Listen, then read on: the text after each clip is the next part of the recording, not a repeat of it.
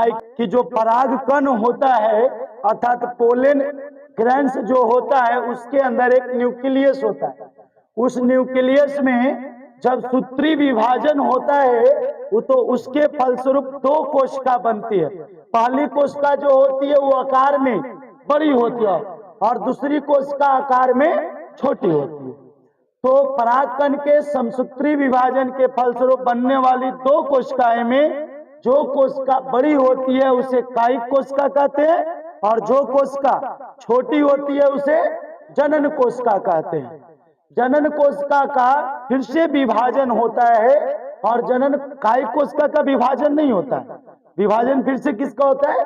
जनन कोशिका का विभाजन होगा और जनन कोशिका के विभाजन के फलस्वरूप दो मेल गैमेट बनता है अर्थात दो नर युग्मक बनता है। इस प्रकार परागकण के अंदर तीन कोशिका हो गई, दो नर युग्मक बना है और एक कायिक कोशिका है।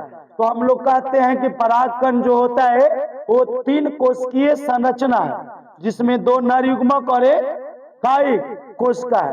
तो ये जो पूरा प्रोसेस जो हुआ ना, ये पूरा प्रोसेस इनको कहलाता है माइक्रोगैमेटोजेनेसिस कहलाता है।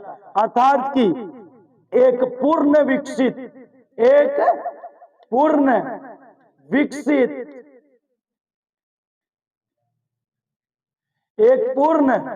विकसित नर युग्मकों बनने की पूरा प्रोसेस जो है वही लघु युग्मक जनन कहलाता